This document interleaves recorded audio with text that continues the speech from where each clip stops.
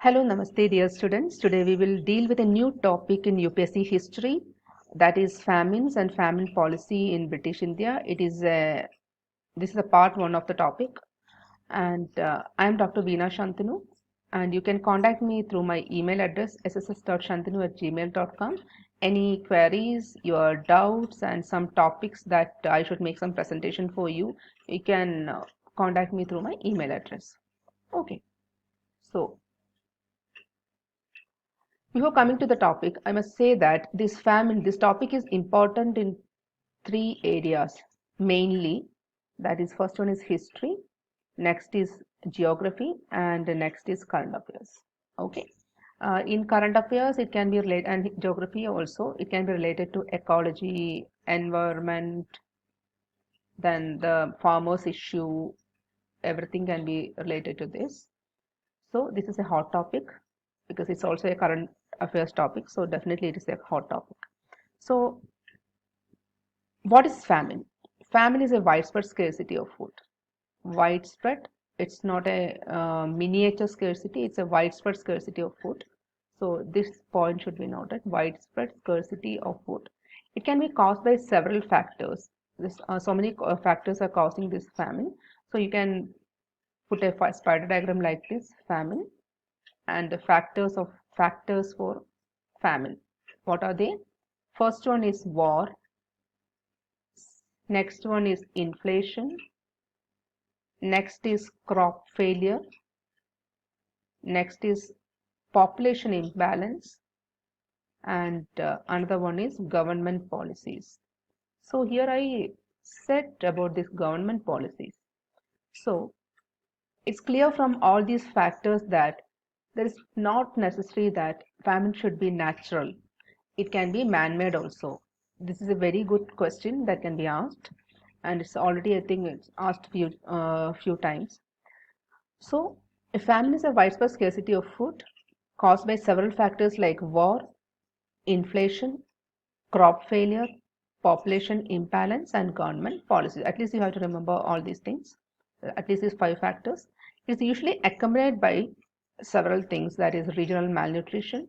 That's a prolonged period of regional malnutrition or prolonged period of starvation, prolonged occurrence of epidemics, prolonged increase in mortality. That is for a long period. If malnutrition is there in a particular region, for a long period, if starvation is there in a particular region, for a long period, some epidemics are there in a particular region, for a long period, increased mortality are there in a particular region, it can result in famine. So it can be said as secondary factors. So this definition and factors you can use in geography, current affairs, everywhere. Okay, it's not only related to history. So famine is a widespread scarcity of food. Several factors are there for as its positive factors: war, inflation, crop failure, population imbalance of government policies, usually accompanied or followed by regional malnutrition, starvation, epidemic, and increased mortality.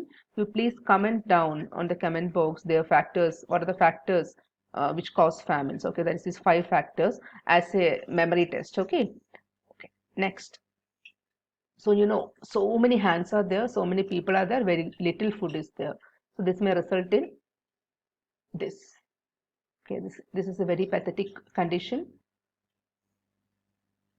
So difference. So what is the difference in the famines that occurred during ancient, medieval, and period from that occurring during this modern period? That's a question. Please note down, because we can say that somewhat, to some degree, we can say that in ancient and medieval period, the famines were natural. Yes, nature decides due to some reasons and famine will end up. But in modern period, especially from the British Raj, it is 90% man-made. Because of the atrocities we are doing to the nature, the atrocities man are doing to the nature, it will result in scarcity of food that ultimately result in famine. Okay, so here I am discussing about the differences. The ancient and medieval India did not enjoy absolute immunity from famines. That's for sure, but the difference lies whether it is natural or man-made. The Ardhashastra mentions famine relief measures. That means famine was definitely there. So then only there's the need to mention about the famine relief measures. Famine took place during the reigns of Muhammad bin Tughlaq, Akbar, Shah Jahan, and Aurangzeb. Muhammad bin Tughlaq means he belongs to the Tughlaq dynasty. You know about this Delhi Sultanate and Mughals. Delhi Sultanate, there was slave dynasty, Khilji dynasty, Tughlaq dynasty, Zaid dynasty, Lodi dynasty. So this Tughlaqian dynasty, a prominent ruler is Muhammad bin Tughlaq, and then Akbar, Shah Jahan, and Aurangzeb belongs to Mughals. So during these period, in their periods in medieval India, also famine occurred. But what differed then was the frequency of famine as well as the proactive measures undertaken by the rulers, unlike the British.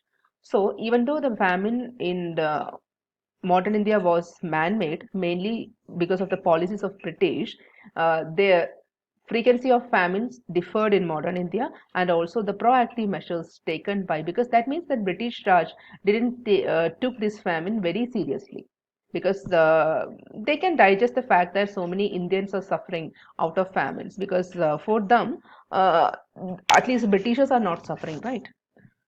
So definitely there is a difference. So difference lie mainly in the type of famine and also the frequency of famine and also the proactive measures undertaken by the rulers.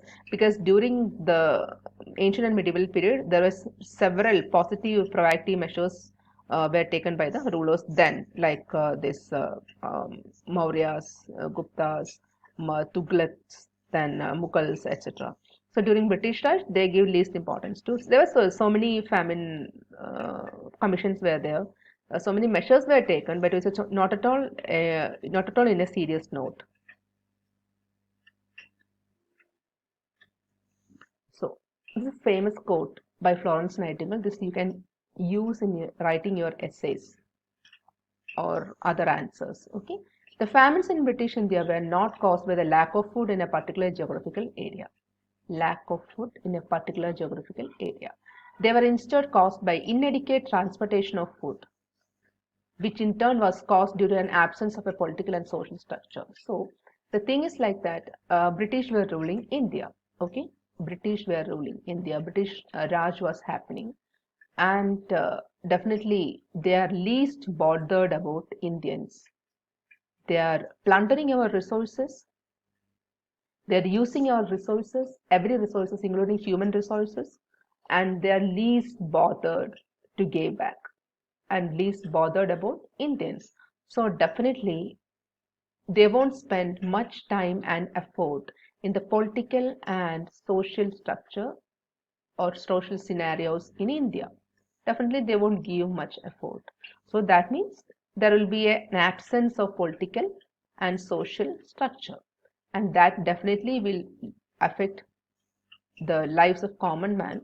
So in case of food, we can say that there was inadequate transportation system was there that led to lack of food in a area. There was food, but there was inadequate transportation. So it can't reach that particular area. So this is a famous quote by Florence Nightingale. You can even say her name and quote this thing for your answer. It will make your answer more attractive, I think. So next we are directly coming to the history topic, famines in British India.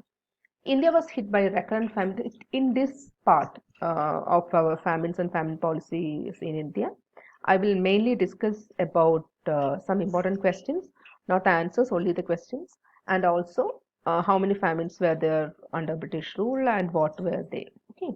So in famines in British India, India was hit by a recurrent famine from 1760 to 1943. As per British sources, there were more than 85 million Indians died in these famines, which were in reality genocides done by the British Raj. Definitely, I told you about their improper and inappropriate political measures and inappropriate care for the people. So definitely, it will result in atrocities against the common man. So it can be said as real genocides because of lack of hair. It is said that there occurred 31 famines in 120 years of British Raj. The last one killed 4 million people in 1943. Okay, 31 famines is a rough. Some texts this figure varies. 31 famines in 120 years of British Raj. The last one killed 4 million people in 1943. So next, the factors responsible for the recurrence of famines in 19th century. Here I discuss you with the factors responsible in general. This you can apply in anywhere, in any answer you can give these policies. But here I am referring to you about these factors responsible for recurrence of famine in 19th century, especially that is during the British period. The factors are uh, basically we have to understand one thing, that all these factors are the inappropriate political measures by British. Mainly these factors are inappropriate political measures by British in India for Indians. Okay, so commercialization of agriculture was a blunder from Britishers' side that caused our economy, reduced area under agriculture, introduction of permanent revenue system or permanent settlement act, environmental imperialism, Rotwari system, Mahalwari system, diversion of food grains to meet the needs of army, excessive revenue on peasants, ruin of Indian artisans. These are the things. So if you want me to prepare a separate slide for Rotwari system, Mahalwari system, permanent settlement act, you please comment below. Okay, I will prepare it for you. So these are the factors in general: commercialization of agriculture, reduced area under agriculture, excessive revenue on peasants, then ruin of Indian artisans, then diversion of food grains to meet the needs of army, not the common man, Mahalwari, Rayatwari, permanent settlement system, then environmental imperialism, because even environment were the monopoly of British. So major famines in India in 1770, it's a Great Bengal famine. The regions affected Bihar, North and Central Bengal, and the governor there was not Governor General or Viceroy at that time. There's the governor John Carter. Around 10 million people were died during this period. In 1782-84, Chalisa famine, it affected Delhi, Western Oudh, Eastern Punjab, Rajputana, Kashmir. The Governor General was Warren Hastings. Around 11 million people were died. 1788-94, Dojibara famine or Skull famine, Hyderabad, Southern Maratha country, Deccan, Gujarat and Marwar. Charles Cornwallis and Sir John Shore. During this period, these two governor generals were there. Around 11 million people were died. 1837-38, Agra famine. 1860-61, Upper Doab famine. 1866, Orissa famine. And these are the regions affected. The governors during Agra famine, Governor General was George Eden. Then during Upper Doab famine, Lord Canning. And Orissa famine, Lord John Lawrence. So next is 1869 Rajasthan famine, 1873-87 Bihar famine, 76-78 Southern India famine, 96-97 Indian famine, and during Indian famine, the Governor General was Lord Elgin II. In 1899-1900 Indian famine, Madras, Bombay, Deccan, Bengal, United Provinces, Central Provinces, Lord Curzon, and 5 million people died. 1943, this is very important, Bengal famine. The Governor General was Lord Lithgow, 1.5 million from starvation, 2.1 million including deaths from epidemics. A serious condition. So the main questions related to this, these are the main questions. If you want me to discuss the answers of this question, then also please comment below. The man-induced famines have become more common than the nature-induced ones. This can be a current affairs question also. It's not purely a history question. Famines were not new to India, but the apathy of colonial rulers made it worse. This is a history question. Explain the factors responsible for the recurrence of famines in 19th century. What remedial measures were adopted by British Indian government? This I will cover in the second part. How researchers use science to show Bengal famine was man-made. There are some questions. I can provide you with more questions also. Please comment below. I can also provide you with the detailed description of these answers also. This also you have to comment below the comment box. Okay. Then thank you for listening. Stay focused, study hard, all the best.